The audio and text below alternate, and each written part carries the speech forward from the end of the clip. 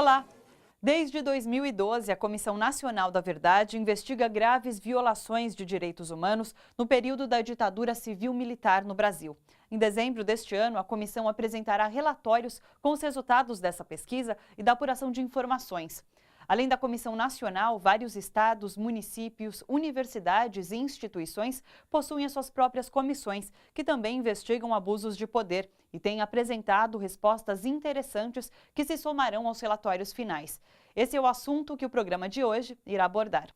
Em São Paulo, a Comissão Estadual da Verdade apresentou o resultado de pesquisas arqueológicas no antigo prédio do DOI-CODE, onde hoje funciona o 36º Departamento de Polícia.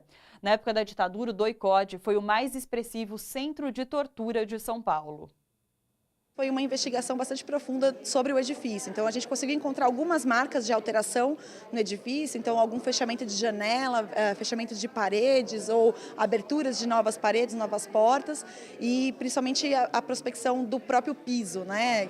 A gente identificou que por baixo de um piso vinílico existe um piso de madeira que é original do edifício, mas não encontramos nenhuma evidência sobre o que aconteceu lá, porque a pesquisa do patrimônio se restringiu somente a identificar o espaço mesmo e qualificá-lo como um patrimônio cultural. A audiência pública da Comissão da Verdade do Estado de São Paulo apresentou a arqueologia da repressão e da resistência na investigação dos crimes cometidos pelo regime militar. A pesquisa arqueológica pode se dar por meio de investigações sobre ossadas de desaparecidos políticos, além de analisar locais de tortura e de resistência à ditadura.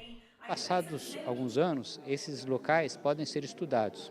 Num lado, para identificar pessoas, corpos de desaparecidos, que seria uma espécie de antropologia forense, identificação desses corpos, quem eram essas pessoas, mas também identificação de centros de detenção, não só oficiais, como DOPS ou outros centros de detenção, mas também aqueles clandestinos que também ocorreram em diversos lugares. A gente está falando de um passado muito recente, mas ali alguns bens materiais, alguma materialidade, por exemplo, se você encontra um botão de uma roupa do Exército, você vai ver que ali o Exército participava ativamente as pessoas que trabalhavam no Exército, alguém fardado participava daquilo. Então, há uma importância grande de mostrar o que não se quer dizer.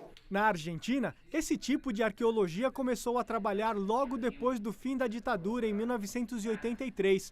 Por isso, as investigações foram minuciosas. Aqui no Brasil, apesar de passados quase 30 anos do fim da ditadura, os pesquisadores acham que ainda dá para descobrir muita coisa. O objetivo é justamente esse, encontrar vestígios, rastros de ocupação de pessoas, né? A arqueologia é isso, encontrar vestígios do passado a partir da cultura material. A Procuradora Regional da República, doutora Inês Soares, acha que o Estado brasileiro tem o dever de financiar a pesquisa arqueológica sobre a repressão. Como nem toda a verdade sobre o período da ditadura brasileira foi revelada, especialmente sobre as torturas, já que muitos dos perpetradores, a maioria dos perpetradores não admite que praticou esse crime, o Estado tem a obrigação de buscar outras formas de explicar o que aconteceu. As marcas da ditadura na Universidade de São Paulo. É esse o tema de uma audiência pública realizada pela Comissão da Verdade do Estado na Assembleia Legislativa de São Paulo.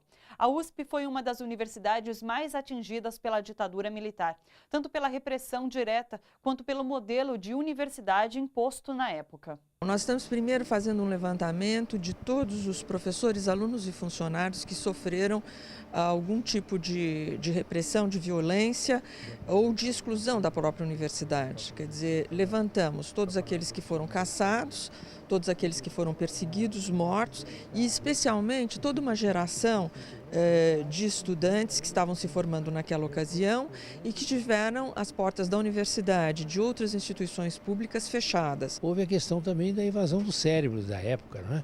Os grandes nomes da universidade foram dizimados, né? Porque ou foram caçados ou foram aposentados. A universidade perdeu quadros de extrema importância em todas as áreas do conhecimento que foram trabalhar no exterior. E foi um período muito duro para eles, né? Então nós tivemos toda uma produção que poderia ter sido realizada no Brasil e acabou se constituindo no exterior. Esses intelectuais trabalharam em grandes centros de pesquisa e lá desenvolveram suas pesquisas. Era um ambiente de perseguição, de cassação, de controle ideológico. A liberdade de pensamento ela é indispensável à universidade, que foi o que a ditadura tirou. Né? Na verdade, restringindo a possibilidade do diálogo, né? Ela acabou, digamos, fazendo fenecer o pensamento crítico dentro da universidade. É isso que nós temos que fazer, crescer, não fenecer. A gente teve uma Constituição democrática em 88, só que as normas internas da USP, muitas delas permaneceram sendo as mesmas da ditadura. Então a USP precisa rever esse passado, olhar para essas normas, precisa fazer uma revisão desses diplomas para a gente ter uma regulação mais próxima à democracia que a gente tem hoje. Durante o regime militar no Brasil, médicos e trabalhadores da saúde também foram vítimas de violações de direitos humanos. Uma comissão da verdade da reforma sanitária está levantando dados para identificar casos de perseguição, tortura, sequestro e assassinato durante os anos de repressão. Também será investigada a emissão de laudos falsos por médicos legistas do IML. Segundo o coordenador da Comissão da Verdade da Associação Paulista de Saúde Pública, Carlos Bottazo, em São Paulo foram identificados mais de 50 laudos falsificados por médicos legistas para encobrir mortes decorrentes de tortura durante a ditadura militar.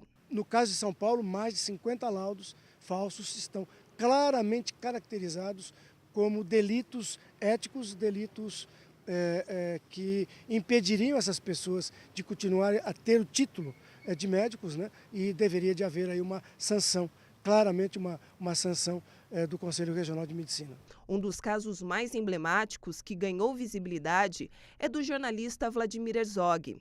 Vlado, como era conhecido, foi torturado até a morte nas dependências do DOI-CODE, órgão de repressão do Exército Brasileiro, em 25 de outubro de 1975. Na época, foi divulgada a versão de suicídio, com laudo falso assinado pelo médico legista Harry Shibata. O Shibata é o mais notório, mas não é o único. São quantos? São algo em torno de 30 legistas. Desde setembro, a comissão trabalha na investigação dos laudos falsos emitidos pelo IML. Além dos profissionais da saúde que colaboraram com os crimes cometidos pela ditadura militar, estão sendo investigados casos de trabalhadores do setor perseguidos, torturados, assassinados e desaparecidos durante o regime de exceção. As forças da repressão, elas se especializaram em produzir falsos testemunhos. Falsas mortes, né? Atropelamentos, suicídios. Não é por outro motivo que o lema da Comissão da Verdade é memória, verdade e justiça, porque nós temos direito à memória, os violentados, as famílias dos desaparecidos e mortos, elas precisam encontrar pelo menos uma pista, algo que indique o que aconteceu com pais, com esposos, né? Enfim, com seus familiares. Então, essa questão da memória, ela é importantíssima. Se no passado muitos sofreram com a repressão do regime militar, ainda hoje, no presente, os resquícios da ditadura continuam violentando a população. No próximo bloco, a gente já volta.